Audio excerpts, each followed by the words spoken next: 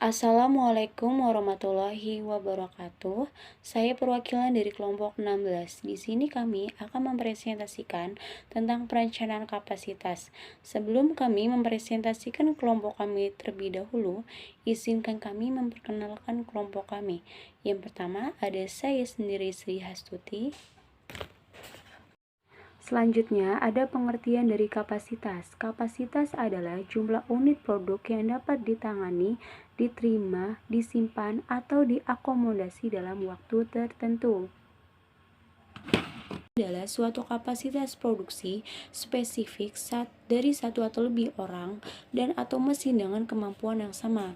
Dan yang kedua ada manufacturing order, yaitu adalah suatu identitas jadwal yang memberikan kewenangan untuk membuat part tertentu, produk dalam jumlah tertentu. Yang ketiga ada routing. Routing adalah sekumpulan informasi yang memperinci metode pembuatan item tertentu. Selanjutnya ada yang keempat ada load. Load adalah banyaknya kerja yang dijadwalkan untuk dilakukan oleh fasilitas manufaktur touring dalam periode waktu yang ditetapkan. Yang kelima ada capacity or available capacity, adalah tingkat di mana sistem manufacturing berproduksi. Assalamualaikum warahmatullahi wabarakatuh. Saya Sylvia Setiatini. Dalam materi kali ini akan menjelaskan tentang jenis-jenis kapasitas produksi. Produksi dibagi menjadi beberapa jenis ukuran. Yang pertama ada design capacity, yaitu tingkat keluaran persatuan waktu untuk mana pabrik dirancang. Yang kedua ada rate capacity, yaitu tingkat keluaran persatuan yang menunjukkan bahwa fasilitas secara teoretik mempunyai kemampuan memproduksinya. Biasanya lebih besar daripada desain capacity karena perbaikan periodik dilakukan terhadap mesin-mesin atau proses-proses. Yang ketiga ada standar capacity, yaitu tingkat keluaran persatuan waktu yang ditetapkan sebagai sasaran pengoperasian bagi manajemen, supervisi, dan para investor. Dapat digunakan sebagai dasar bagi penyusun anggaran. Yang keempat ada aktual atau operating capacity, yaitu tingkat keluaran rata-rata persatuan waktu selama periode-periode yang telah lewat.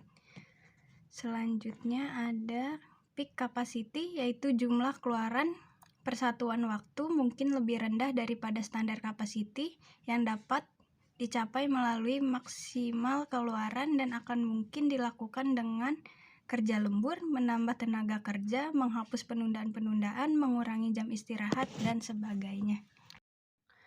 Dalam membuat keputusan yang berkaitan dengan peningkatan kapasitas produksi, manajer operasi harus mempertimbangkan 3 aspek, yaitu menentukan ukuran capacity cushion. Strategi kapasitas yang pertama adalah menentukan ukuran kapasitas cushion.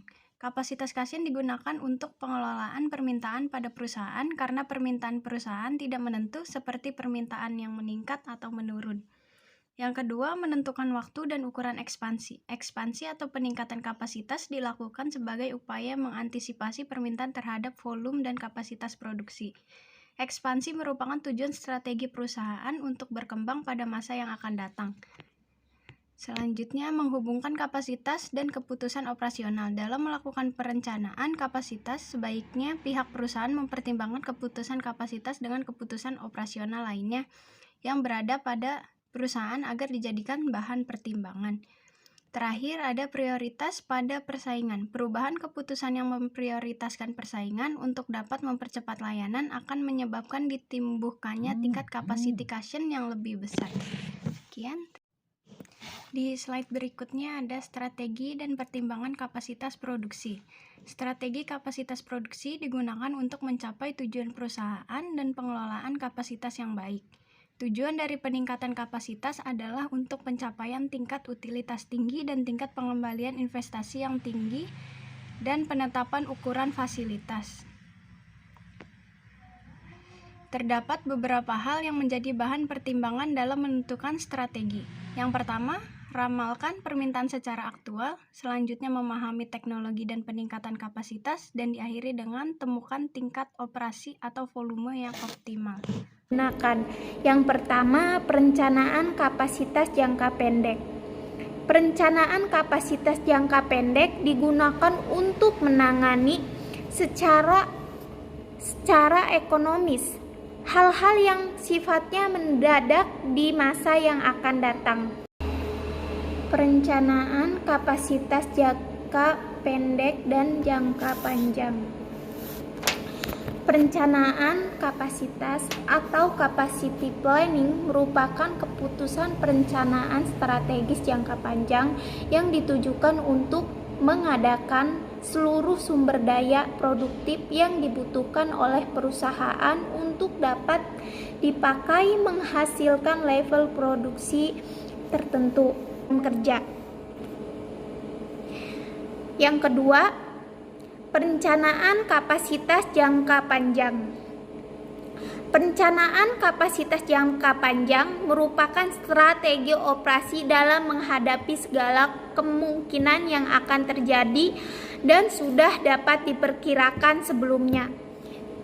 Misalnya, metode perencanaan kapasitas produksi. Yang pertama, kapasitas bahan baku. Yang kedua, kapasitas jam kerja mesin. Yang ketiga, kapasitas jam tenaga kerja. Yang ketiga, modal kerja.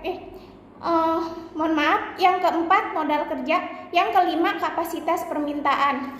Cukup sekian presentasi dari kelompok 16, kurang dan lebihnya kami mohon maaf. Wassalamualaikum warahmatullahi wabarakatuh.